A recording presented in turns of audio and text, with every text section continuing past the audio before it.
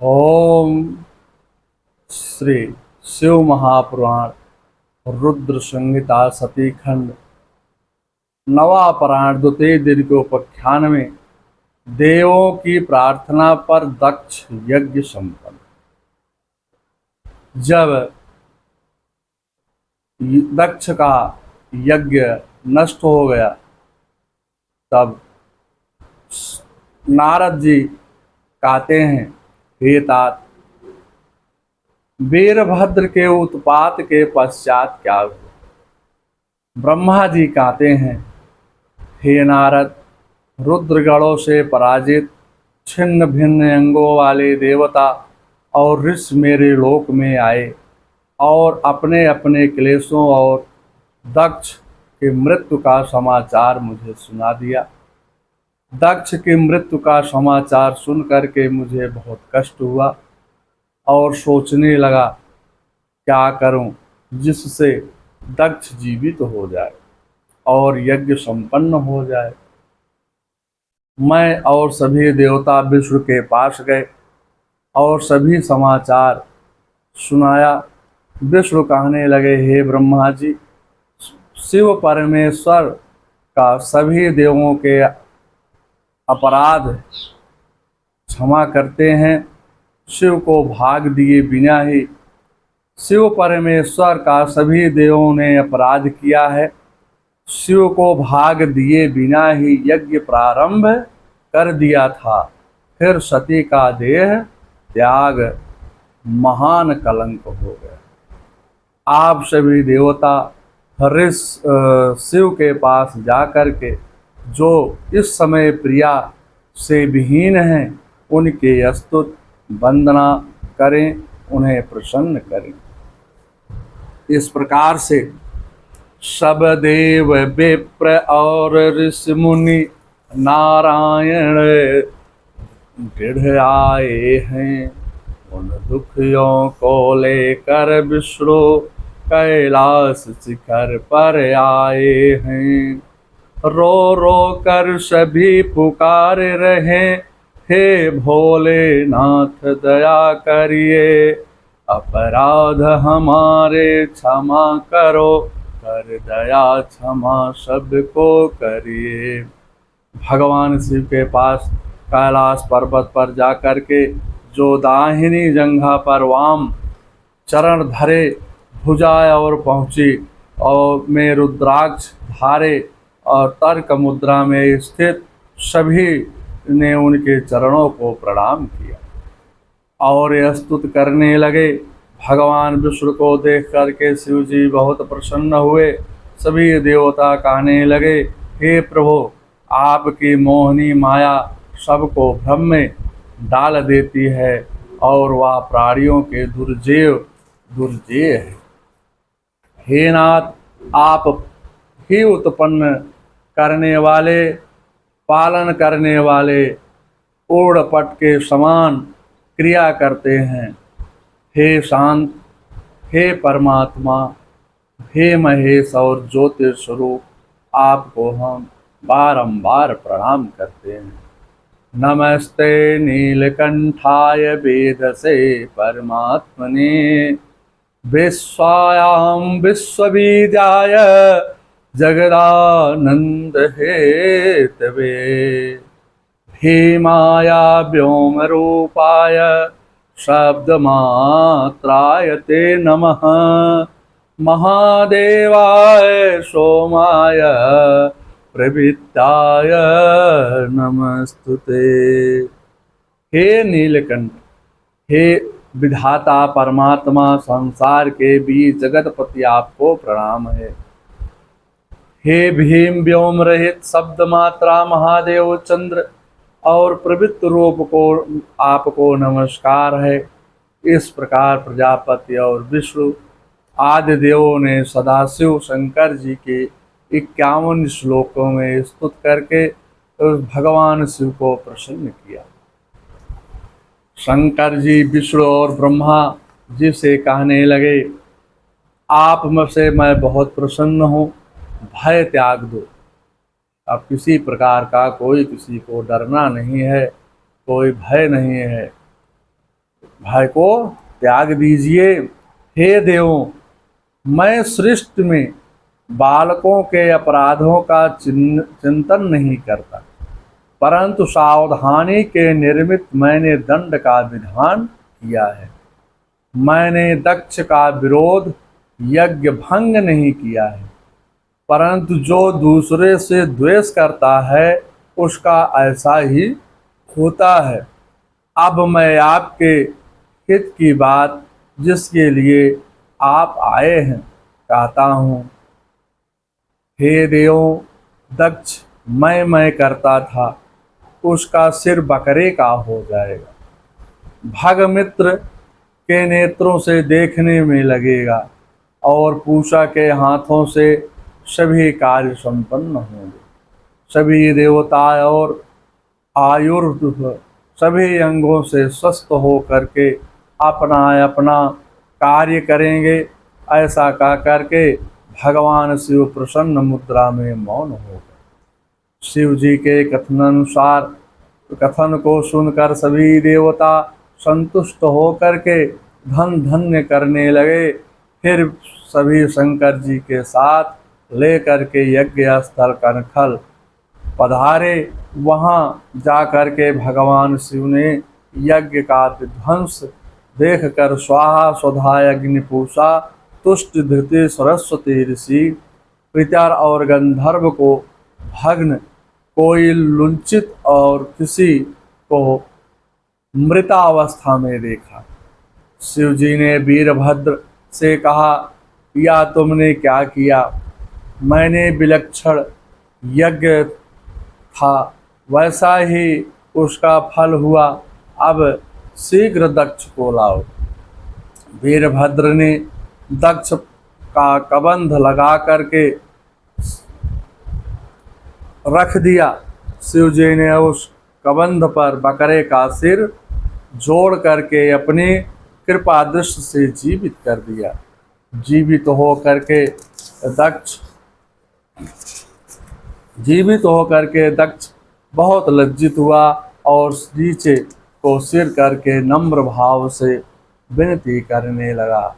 अब दक्ष का अहंकार दूर हो गया है और अपने किए पर लज्जा आ रही है और विनम्र भाव से सिर को नीचा करके भगवान शिव से विनती करने लगा।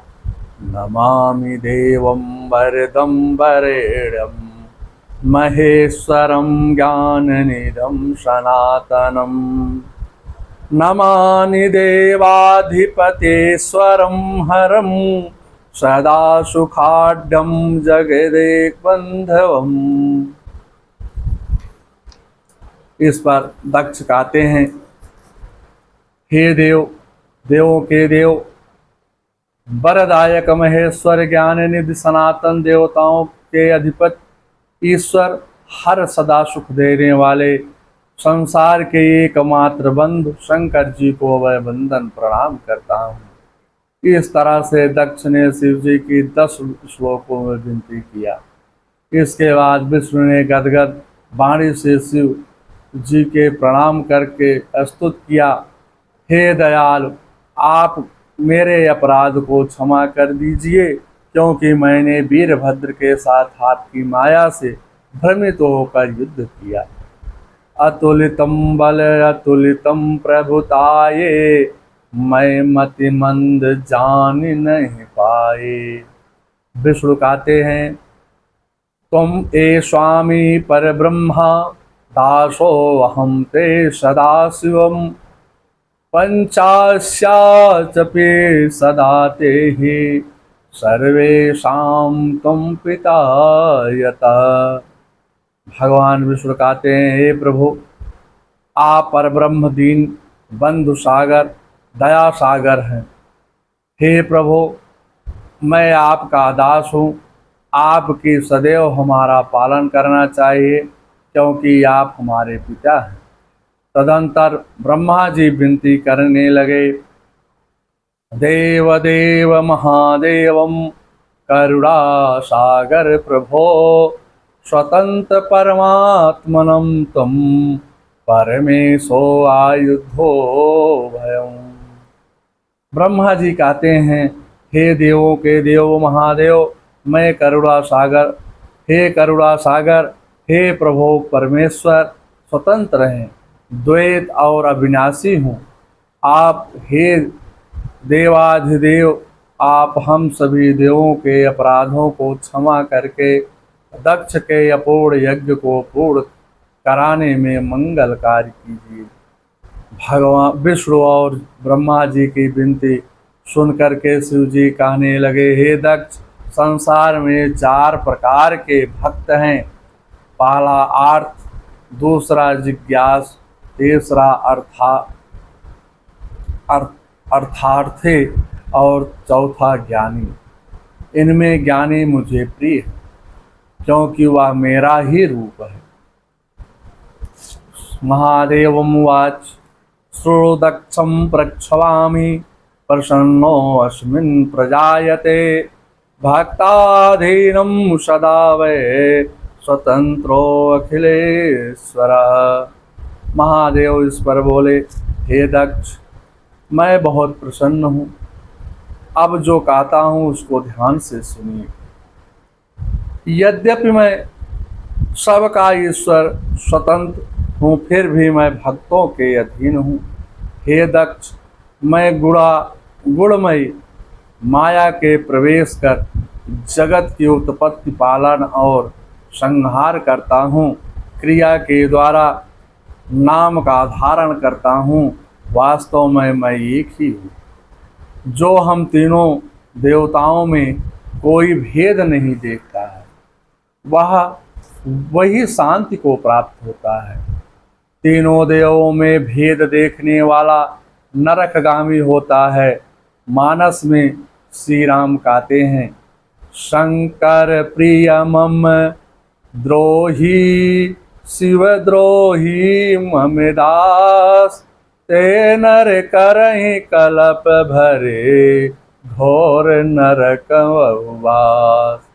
यही भाव यहाँ पर देवताओं से शिव जी कहते हैं कि मेरा भक्त श्री हर की और भक्त श्री हर भक्त की मेरी निंदा करता है, उसे हम दोनों के शाप से मुक्ति या तत्व की प्राप्ति होती है। शिव के ऐसे वचनों को सुनकर सभी देवगण और दक्ष बहुत प्रसन्न हुए। दक्ष ने परिवार सहित शिव का पूजन किया और यज्ञ संपन्न किया। और कहते हैं, हे नारद, मैं और ब्रह्मा जी कहते हैं, हे नारद, मैं और विष्णु तथा सभी ने भगवान शिव को पूर्ण भाग दे करके अपना अपना भाग भी प्राप्त किया और सभी प्रसन्न हो करके अपने अपने स्थानों को चले गए।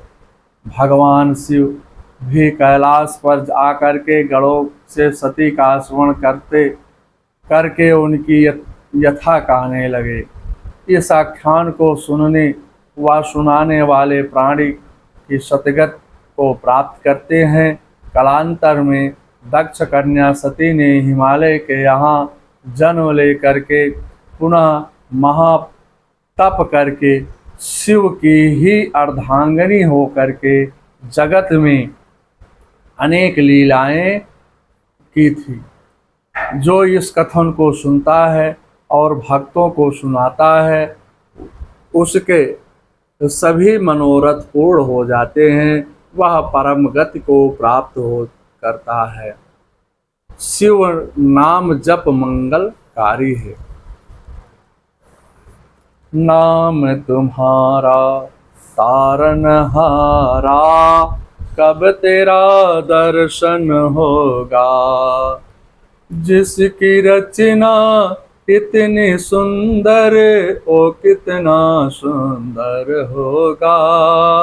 दीन दया के सागर जग में नाम तुम्हारा है। तुम बिन मेरे भोले शंकर, कोई नहीं हमारा है। भव से पार उतरने हेतु तेरा ही तरना होगा। सुर नर मुनि जन जिन चरणों का निस दिन ध्यान लगाते हैं। जो भी तुम्हारे दर पर आवे उसको पार लगाते हैं। भस्म निधि को पाने हेतु तो गीतों का सरगम होगा। नाम तुम्हारा तारनहारा कब तेरा दर्शन होगा। ओम नमः शिवाय। इसके बाद सती खंड समाप्त होता है। अब तीसरा खंड जो है रुद्र संहिता शिव पार्वती खंड, और इसमें पार्वती की माता को श्राप, विष्णु आदि देवों के द्वारा दुर्गे की स्तुति, मैना की तपस्या वरदान तथा पार्वती का जन्म, जन्मोत्सव तथा नारद का आगमन, पार्वती और हिमालय के स्वप्न और भौमोत्पत्ति तथा ग्रहत्व की प्राप्ति, शिव पार्वती की तपस्या, तारकासुर का आख्यान। इस प्रकार से ये दूसरे दिवस के अंतर्गत आता है। ओम नमः शिवाय। मंगलम भगवान विष्णु, मंगलम गरुड़ाध्वजा, मंगलम पुंडरीकाक्षाय, मंगलाय तनो हरे।